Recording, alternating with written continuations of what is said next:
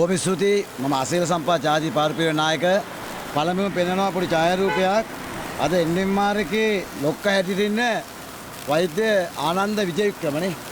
ආනන්ද විජේවික්‍රම මහත්තයා මේ ඉන්නේ ගෝටා ගෝ හෝම් ක්‍රියාවලියේ මාධ්‍යම මේ අසීම් අමීන් තමයි දාලා තියෙන්නේ. ආනන්ද වික්‍රම මේ මොකටද ඒගොල්ලෝ කරේ? සිස්ටම් වෙනස් කරන්න. ගෝටා ගෝ හෝම් කියෝ සිස්ටම් වෙනස් කරන්න. එහෙම සිස්ටම් වෙනස් කරන්න ආපු ආනන්ද විජේවික්‍රමලා අද NMR එකේ ප්‍රධානීන් වෙලා අද මොකද මේ කරන්නේ? සිස්ටම් වෙනස් වෙනවද? එතකොට අපි අහනවා මේ සෞඛ්‍ය අමාත්‍යාංශයේ පහුගිය දවස්වල අපි මේකේ සෞඛ්‍ය ලේකම්ට විරුද්ධව අපි ගිහිල්ලා එතුමා ගත්ත මේ ක්‍රියාමාර සම්බන්ධව අපි ගිහිල්ලා පොඩි පැමිණිල්ලක් බාද යම් ආකාර වචන මගේ පිට වුණා. හරිනේ? ඒකට ගිහිල්ලා දාලා මනුෂ්‍ය ඝාතනයක දාලා අපි එතුමාව ඝාතනය කරනවා කියලා. අත්තිලව්වේ කුඹි එකක් මරන්නේ අපි. හරිනේ? මදුරුවන්ට අපි මදුකල්පත්තු වර මිනිස්සු අපි. හරි? දැන් ඒක මගේ ප්‍රකාශ අල්ලගෙන සෞඛ්‍ය ලේකම් අරගෙන MSD ආරක්ෂාව.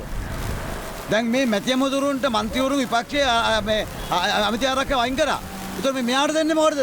මෙයාට විරුද්ධව කෝටි ගාණක වංචාවක් තියෙන අල්ලස් එක බාර දීලා. ඒව වංචා විමර්ශ කරන්නේ නැහැ.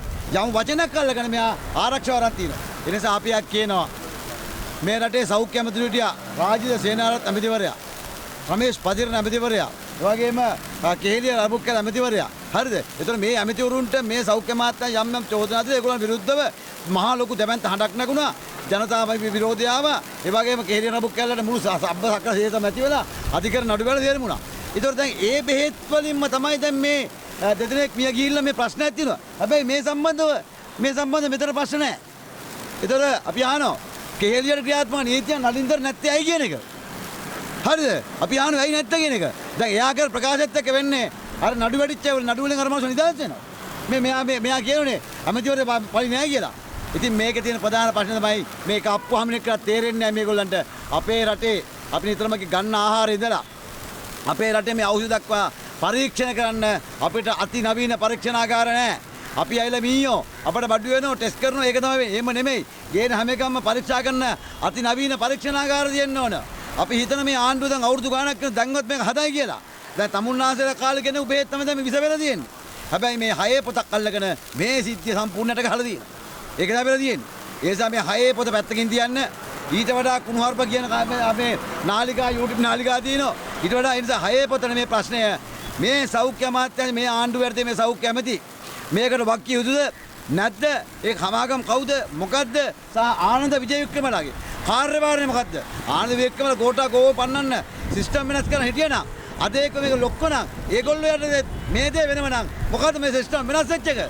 අපි අහනවා. ඒ නිසා අපි අනිල් ජාසිංහල කියනවා. ඔයා පොලිස් ආරක්ෂා ගත්ත මට පින් සිද්ධ වෙන්න. මම ආණ්ඩුවට කියනවා මේ වංචා කරලා චෝදනා තියෙන අයින්ට MSD දෙන්න පිස්සුද? අපි මේ මිනිස්සු මරන්නේ නැහැ පිස්සුද?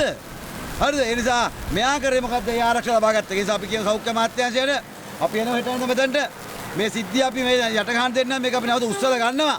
අපි හෙට මෙතනට එනවා අස්සන්ද වෙච්ච මිනිස්සු අරගෙන මිය පහුවේ කාලේ මේ බෙහෙත් නිසා අගදෙනිපච්ච පාර්ශ්ව සියලු දෙනා අරගෙන මෙතනට එන මොකද මේ අපි මේ සටන පණ ගත්තමලි අපි මේ කොවච්චන අප්පහන් මේක අරන් ගිහලා ලකුණු දා ගන්න හදනවා. හරිද? උන් මේ අම්මයි කුසෙත් නැහැ අපි මේක නවතා ගන්නකොට. අපි තමයි සෞඛ්‍ය අමාත්‍ය එළියේ මේ සටන පටන් ගමු කියන මිනිස්සු අපි. හැබැයි මේ කොවච්චන කට්ටිය ඒක අරන් පෙන්න. ඒ නිසා මේ සටන අපි මරන්න දෙන්නේ නැහැ. මේ සටන අපි මේකේ අපි ජයග්‍රහණය කරන තු විශේෂයෙන්ම අනිල් ජාසිංහ තනතුරේ වහා ඉවත් වෙන්න ඕන. ඒ වගේම සෞඛ්‍ය අමාත්‍යට කෙහෙලියට තියෙන චෝදනා, රාජ්‍යයට තියෙන චෝදනා, ඒ චෝදනා මෙයාට එන්න ඕන. මොකෝ මෙයා නොමැතිද? අරගොල්ල ඇමති මෙයා නොමැතිද? විහානෝ. ඒ නිසා මේ සම්බන්ධව වහාම හයේ පොත පැත්තකින් තියලා මේ ප්‍රශ්නේ මුලට ගන්න ඕන කියන තමයි මේ අවස්ථාව මතක් කරන්නේ.